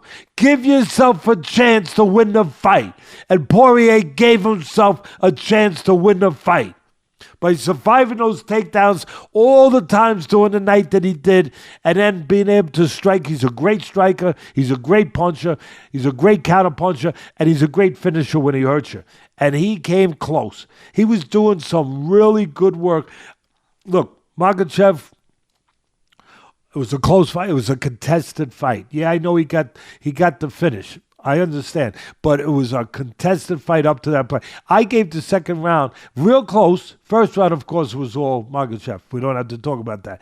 But second round, very close. Very close. I know the Makhachev finished good way. He might have stole it, but I thought Dustin, I gave him the round. Then the third round, Makhachev, I'm trying to remember now. And then the fourth round, really a close round. I want to see it. I just want to see. Yeah, a close fourth round. I thought real close second round. I thought that Dustin could get it. Or for me, he got it. And then the fourth round I thought was really close. And then Makhachev stole it at the end of the round. And then the fifth round was a good round. It was a good round until the end when, what you said, when he made that leg move and he got him, and then he got that position and he got, it was a good fight. It was a good round. I liked the way Dustin took it to where he had to take it to give himself the best chance. Striking outside, getting off his both southpaws, getting off his jab and trying to land the left hand, which he did, and he came very close to landing it perfect a couple times when he had a little range. But then, you know what I liked about Dustin? He was smart. He got on the inside. He did some beautiful work on the inside. He got on the inside. Well, they were standing, and when Makhachev took his two hands and put them around the neck, around the ears of Poirier, Poirier did a brilliant move. He dipped his shoulder in there and drew the uppercut, and he caught him with the uppercut, and he did something else. He went to the body. Makhachev landed some good body shots too, but Poirier landed some nice body shots when he did some really good inside fighting. Short punches, body, uppercut, well placed. He did himself proud. He did the sport proud. He did his family proud. He did himself proud. Makhachev is a special guy. I don't know if he's going to move up now. He seems to be the guy like a Khabib, that where he comes from. It's about, it's about being a warrior. It's about the honor of being engaging with another warrior. Like there's an honor to that, and you're brought up to appreciate that honor, to commit to that honor, and you want a challenge. You want a challenge. The great ones want another challenge. And he spoke that way. I believe him that he might look to go up in weight. He's looking for those kind of challenges. So, but great fight. And they needed that fight. That fight made the night because it wasn't one of UFC's most exciting cards. Exactly. You know, so they closed the show with an exciting fight. Yeah, definitely. I saw a very respectful post from Volkanovski saying, "Hey, Dustin, you need a fight. I need a fight. If you're gonna stick around, let's get it on for the fans." So that'd be a interesting fight. That fight put some miles on the odometer. Listen, all I want Dustin, who I admire, who I appreciate as a person, as a friend. I know what he is as a person, and he's got a beautiful family. I think he's 35 years old. He's had 50 fights. He's a warrior. He's fought everybody. I just want him to do what's right for himself and his family. That's all. And he's earned the right. He's earned the right. And thank God he's made good money the last several years, that he's earned the right and that he has the ability now to go and just, walk off into the sunset with his beautiful family. If that's what he wants to do, he can still compete with these guys if that's what he wants to do. Obviously, the Volkanovski fight, both of them coming off losses, that would be that'd be a banger of a fight. Is that what they call it over across the pond? Banger. That's a banger there, Teddy. That's a banger of a fight. It would be great, but I just want to see Dustin do what's best for him and for his family. And Volkanovski, we love Volkanovski too. He's another one, warrior. But I just want to see at this point whatever's best for Dustin and his family. Yeah, good. Well, quick reminder for the fans, we have an excellent interview coming up. Young prospect Jordan Panthen. So look for that interview. Stick around. It's coming up right now. And you got anything else before we say goodbye, Teddy? I know you're tired after that long flight from Saudi. Yeah, my arms are exhausted. That's who is that? Benny. It's like Rodney Dangerfield or someone. Yeah, Benny. What was that guy's name? Benny Goodman. My mother and father. Yeah, Benny Goodman. Those kind of guys. Oh, my arms are tired. Yeah, just But yeah, no. It's been a healthy time for boxing. Boxing was. I'll leave with this. Boxing had a cough. Maybe a little more than a cough. It was a little sick. People were going more and more towards UFC, which was giving you what you wanted. The best guys fighting each other, competitive fights. Boxing was giving you A's against B's, where one promoter would put in their star with cannon fodder to keep building up their star's record, and then every once in a while throw you a bone. But for the most part, the fans, they weren't getting what they wanted.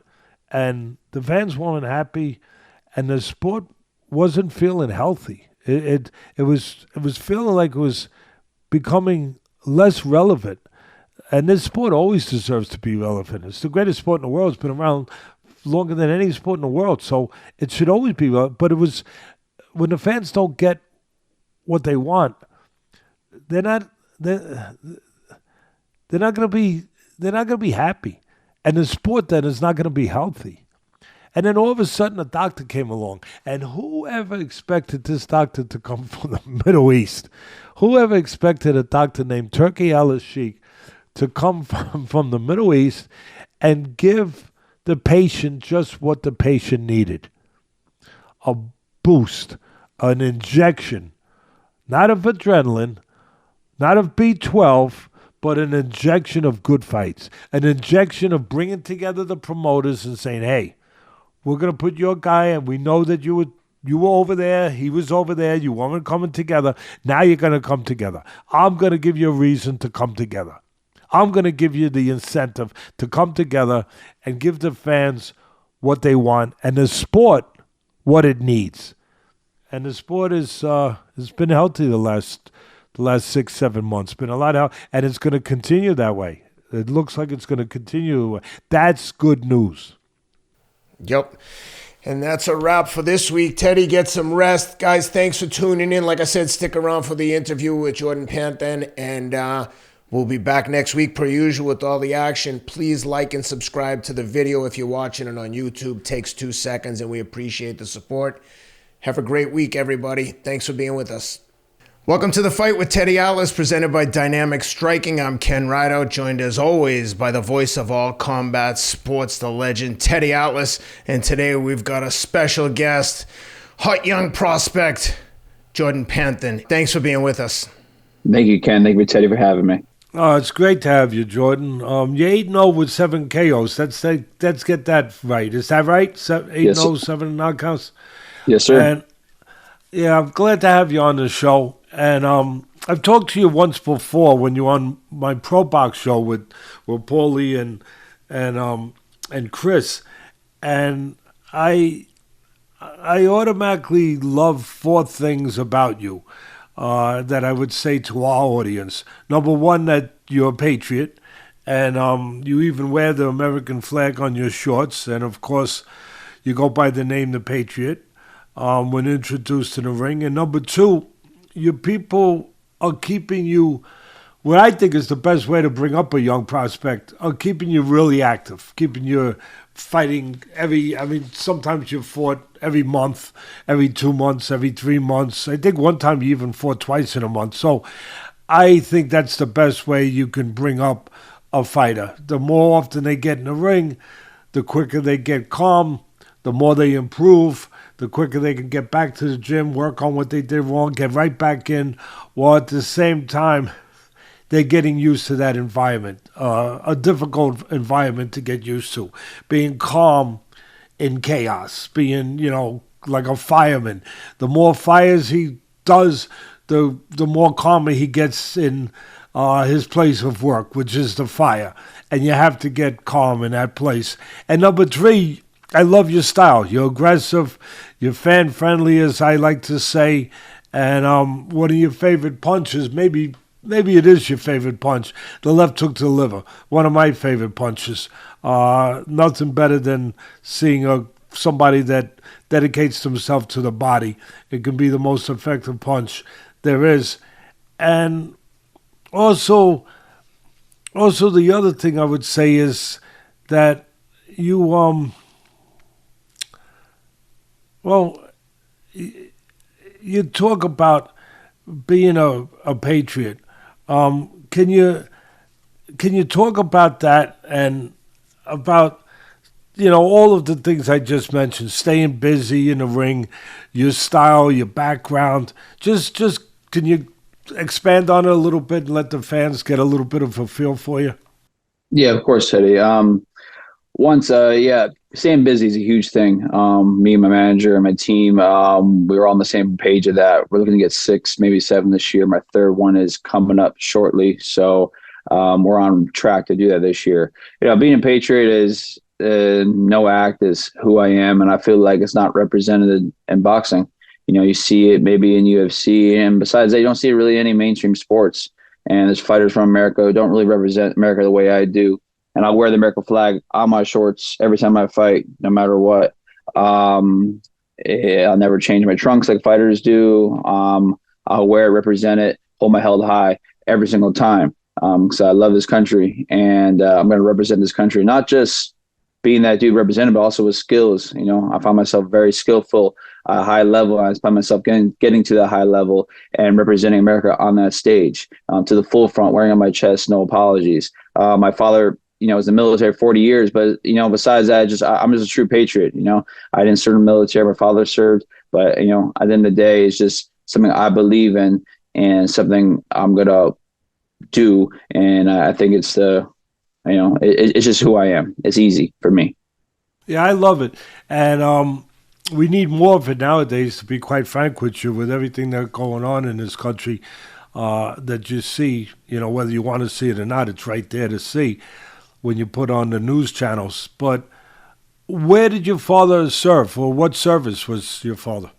Father was a Navy Seabee. He joined in 81 and retired in 2021.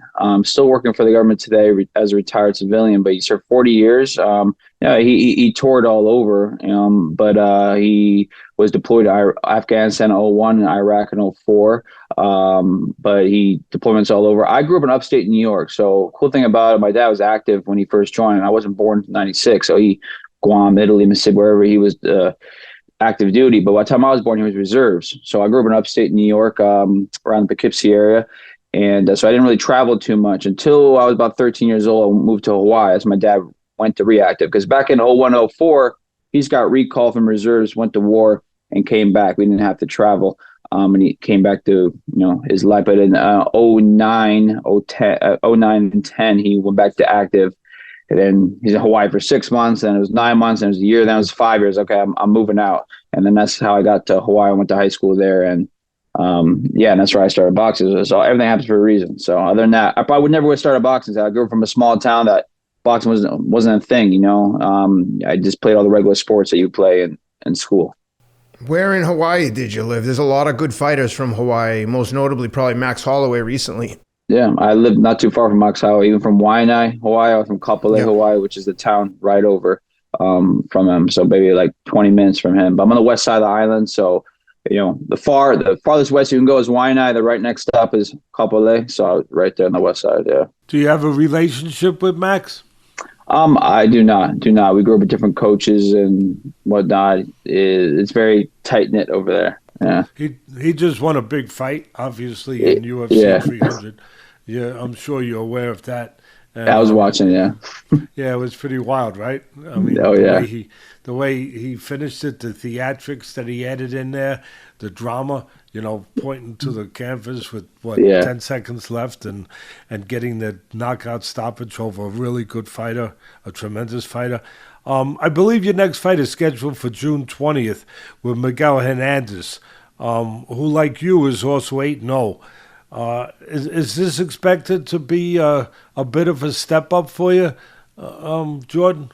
Yes, I've been trying to, since my fourth fight, I've been trying to fight tougher guys, either undefeated guys or guys with 40, 50 fights, tough veterans who've been around. So we've been looking for that.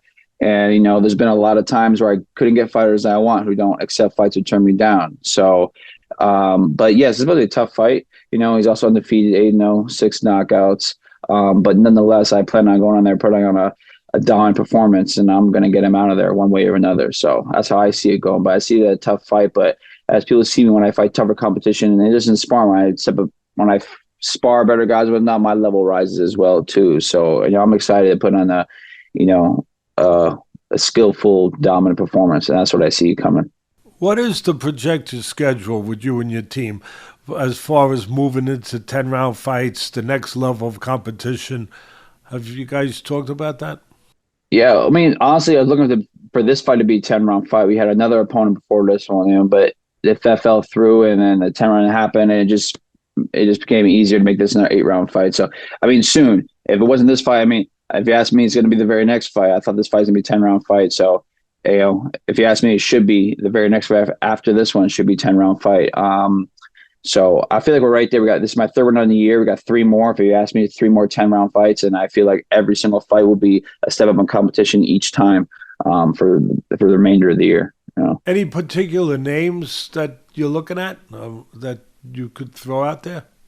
I mean, I was looking to fight Paul Kroll, but I don't know how that didn't formulate or whatnot. I thought that was a good opponent, a good reputable opponent, another undefeated opponent. But, honestly, not really new names. I'm trying to fight tough dudes and get myself up with the guys up there. I feel like I'm the best young prospect coming up. I don't feel like other guys are on my level, and I feel like time will tell when that comes. And I see bigger fights, especially happening in 2025. Less than a year out. Other names out there: Xander Zayas, Kyle Mosh, and that Vito kid who just won the other day. I'm not so impressed. So when the time is right, I feel like we'll fight. But I'm not really chasing them. I'm chasing Virgil Ortiz and Tim Tszyu. They're fighting each other. Guys like that, guys who or more up there, and that's a great fight. I'm excited for that. Nothing bad to say about either one of those guys, and I feel like it's a great, exciting fight, two styles, and it should be the co-main event of that card, Crawford. But that's another time to talk about that. But this is a great fight. I'm chasing guys like that and up there, so all I could do is take one fight at a time and then see where we're at. How far away are those names that you just mentioned? Top names, obviously. And you're right, that is a very interesting fight coming up with Zhu. But how far away do you feel you are, yourself? Yeah, not far, like a year out. So I see myself 12-0 by the end of this year. And I don't see myself needing 20 fights and all to be right there. I see myself 12-0 by the end of the year. I see me in 2025 getting 5 fights, 4, no less than 4 on the year. So, I see me at 13, 14, 15 fights right there, being right there. So where do I see myself at that point? I see myself by middle of next year being in there. So I see myself in 2025, maybe, May, June, like a year out, I feel it's going to come quick. I feel like we're going to be there. I'm staying busy. I think stuff's going to pick up very soon. Are there any fighters out there, past or present, that you would compare your style to? And with that, are there any fighters today, or again, past or present, that you look at, maybe on film, whatever, that you try to pattern yourself after? A bunch. Honestly, it's like not just one, it's a whole mix. But I've been told I look like a young Canelo when I threw more punches, but I take my style from a lot of people. Because I haven't shown all my style. I only shown pressing and aggressiveness, and I can do many other things. I haven't been forced to do those things. Growing up, I loved Roy Jones Jr. I thought I was the white Roy Jones Jr. I didn't really work out too well in the amateurs when I was like 15, 16. So we changed that. I love Mike Tyson growing up. I used to watch Mike Tyson and watch a lot of your stuff growing up. Used to study all of that. Irish Mickey Ward, Arturo Gatti, 2 of my favorites. I love Irish Mickey Ward's left hook, head body. Love that. But look at my style, studying and copying somebody, I would say maybe Mickey Ward, a certain thing, but it's like bits and pieces. Maybe it's a one combination. Maybe it's just this one thing, but it's like bits and pieces. Roy Jones Jr., maybe it's just one thing, maybe it's just one counter, or Mike Tyson's body, uppercut, head on both sides. As I was saying, bits and pieces like that, just that one thing, or the head movement, or the angles, angle and left, angle and right. Mike Tyson's great at that. So there's a couple things from this fighter, one thing from this fighter. That's how I would say. Yeah. Sounds like you're a student of the game and of the history of the game. Yes. I love boxing. I study it. All over. Yeah. Ken. You remind me a little bit of the way you talk, and I don't know why. Maybe it's the beard of Caleb Plant, especially when you said the white Roy Jones. I think of Caleb as a very athletic white guy. Yeah. You mentioned a bunch of names, but one name you didn't mention, I'm wondering if you're avoiding him, is the great Jake Paul. He's not on your hit list. I say that in jest. Honestly, that would be great because he's 6 feet tall at 200 pounds. There's nothing I love better than beating the shit out of a big guy who can't fight. So, because all I have to do is dodge that right hand. If I can't get away from a right hand for a couple rounds before Jake Paul gets tired, then I'm not who I think I am. So. Yeah. Well, you're in good company because Jake's a former guest on the show, as is the great Max Holloway. So maybe Teddy can facilitate an introduction there. Max is a really nice guy, and have to give a shout out to your PR guy, Bernie, because the amount of requests we get from fighters to be on the show. So shout out to Bernie for getting you out here and letting the fans know who you are. Congratulations on all of the success. You mentioned that you played a lot of sports, the traditional sports in high school and as a child. Which sports in particular did you play, and what was your favorite? Super young, I grew up, soccer, baseball, but when I transitioned to middle school like that, I stuck football, lacrosse, and wrestling and basketball were like the 4 I did. Basketball wasn't very good. I always fouled out. I was too aggressive. I loved football. I love lacrosse. I think lacrosse is my favorite second sport. It's very aggressive. Ground ball comes, I'm going head first. I'm not going for the ball. I'm going to hit the guy going for the ball, So I love lacrosse. But when I got to Hawaii, I played lacrosse, and I was always very good athletic. I was like one of the main players. I wasn't the star skill-wise, because I just was very aggressive. I got to Hawaii. I was like the freshman. I was scoring like 10 goals a game because the competition in Hawaii was so low. And I played football. Football was at another level in Hawaii. I love that. But I just got into fighting. I mean, it's just something, fighting is the thing out there at some Mux, Holloway, it's just fighting is the thing, hands and feet, street fighting. It's like shake hands after. It's like the thing. And I don't know, I got to a boxing gym, and next thing I know, I was like a 15-year-old beating the crap out of 30-year-olds. And I love the training aspect. I never trained for a sport like out of the season. You train football in season. Season is over, I go to the next sport. Boxing was like in the gym year round. Then I'm out of the gym, I'm at my house running. I really took pride in just training year round, and it just stuck with me. And I love the aggressiveness. I did wrestling, but then sweating on the floor and training 80 degrees and maybe losing a match or two. I was like, if I could punch this dude, I'd probably win. I love the aggressiveness a little more. Yeah. We would be remiss speaking about, the great Max Holloway. And, and I measure his greatness obviously in the octagon, but also as a person, and I always think that part of the strength of a fighter is in their character, the greatest part of their strength, not just in their hands and their legs, but in the character that sooner or later that's going to show up in the ring. As well as obviously outside the ring. And from your background, your father in the military and your dedication to the country and the way that you conduct yourself, the way you carry yourself, I feel the same way about you. I don't know you long enough. I don't pretend to know you long enough. But just from what I do know, I would say that I look at you having that strength of character that will also bode well for you. And again, for me, that is the greatest strength you can have. That's a core strength that sooner or later there's going to come a moment in the ring where you're going to have to be able to kind of, we talk about digging deep. For me, that is digging deep, is that there's something to find when you dig. And that something to find is the way you live your life and the character that is you. So I just wanted to say that. And I also wanted to say that I would be remiss if talking about the great Max Holloway, we didn't mention somebody else from Hawaii that was a world champion and Olympian fighter, Brian Viloria. Do you know him? Do you remember him? Yeah, he was my original coach. I moved here to California.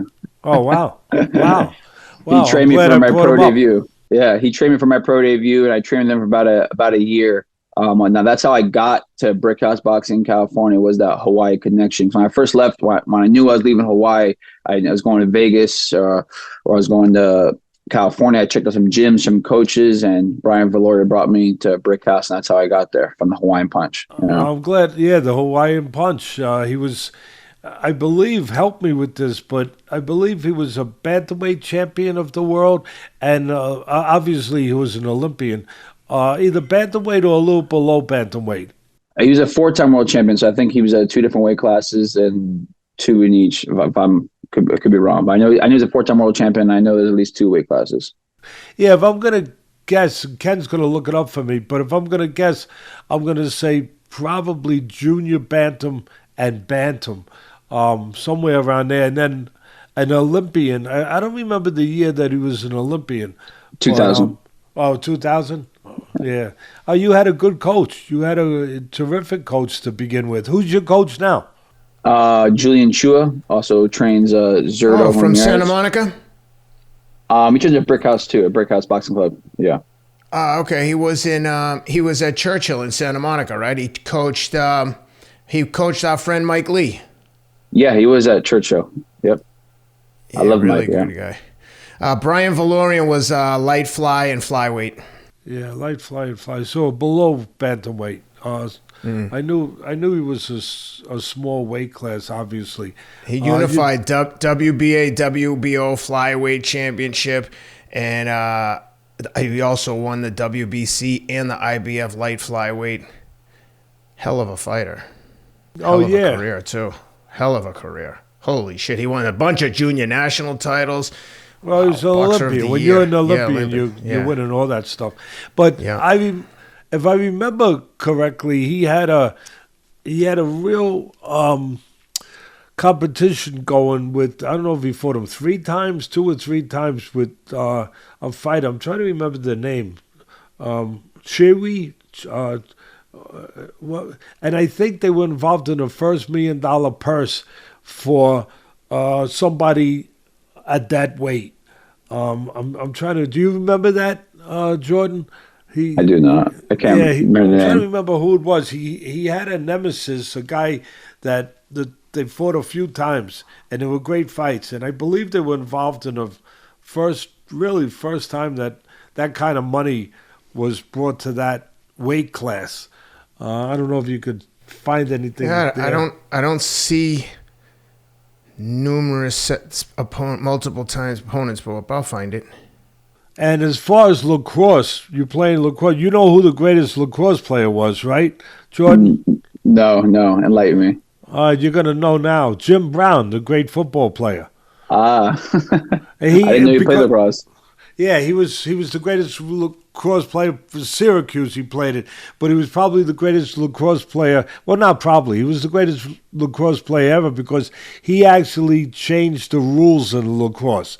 Because it makes me think of you a little bit because the way your attitude is, that you wanted to go and hit somebody. Well, Jim Brown, of course, the great running back, when he played lacrosse, back in those days, you were allowed to take the lacrosse stick and cross in front of your chest and just basically run guys over. So they had to change. They had to change the rule because he was running too many guys over. Well, listen. Unless Ken has something else, Jordan, I want to thank you for coming on the show, and I want to thank you for loving this country and for the way you behave inside the ring and outside of it, how you represent yourself. And I just want to wish you the best of luck with your career. And you're welcome on this show anytime. Thank you, Teddy. Thank you for having me, Teddy and Ken. It's a pleasure. I'm a fan of your show, watch your guys' show, so it's awesome to be here. Well, thanks for being here, Jordan. And like Teddy said, you're welcome anytime. I want to save some questions for when you win your first world title, so we have some more content to talk about your early days. Thank you, Ken. Will do. Good luck with everything, man. Thank you, guys.